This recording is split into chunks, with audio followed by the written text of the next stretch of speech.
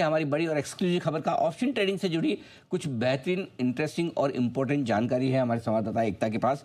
एकता, बताइए क्या कुछ होने जा रहा है ऑप्शन ट्रेडिंग से जुड़े पूरे कारोबार में, और क्या कुछ सेबी की तरफ से कड़ी नज़र, पैनी नज़र है इस पर?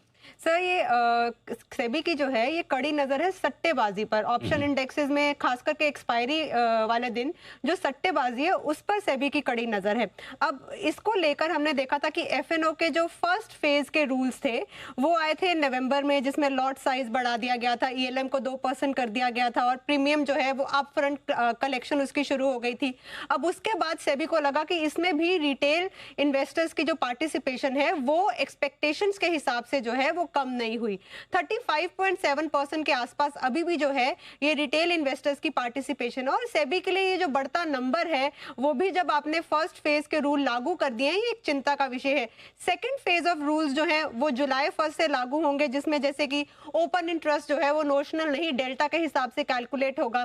अब सेबी की नजर ये है कि ये जो सेकंड फेज के बाद जो है नंबर्स में कितनी गिरावट आती है रिटेल इन्वेस्टर्स की सट्टेबाजी को लेकर। इसलिए अगर ये सेकंड फेज के बाद भी सेबी को बड़ी गिरावट नहीं दिखी तो हो सकता है एफएनओ के जो नियम है ये और कड़े कर दिया जाए, जैसे कि जो मार्जिन्स हैं उसे बढ़ाया जा सकता है, या फिर वो जो हाई रिस्की स्टॉक्स हैं उन पर बैन लग सकता है।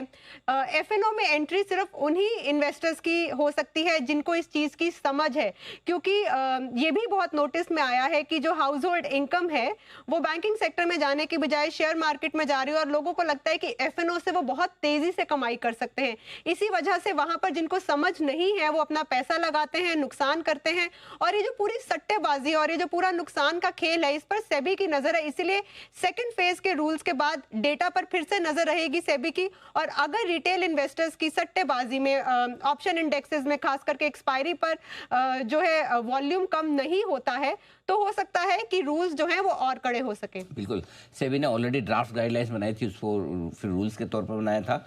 चरणों में नए नियम लागू किए गए थे जिससे कि ऑप्शंस की ट्रेडिंग को रोका जा सके, जिसमें वीकली एक्सपायरी बंद करना, उसके अलावा मार्जिन्स वगैरह से रिलेटेड, कैलेंडर स्प्रेड से रिलेटेड ढेर सारे वो नियम थे, जो अब दूसरे चरण के नियम 1 जुलाई 2025 से लागू होंगे, और अगर ये नियम असरदार नहीं रहे तो फिर आगे और सोचा जाएगा। इसमें संभावना ये कि मार्जिन थोड़ा बढ़ाया जाए। ऐसे ट्रेडर्स जो वाकई में ऑप्शंस ट्रेडिंग को समझते हैं, कैपेबल हैं, उन्हीं को ट्रेड करने के लिए दिया जाए।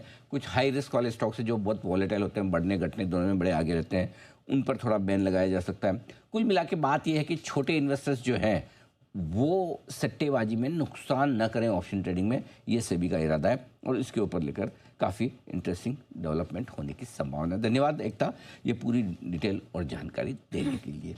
आइए बढ़ते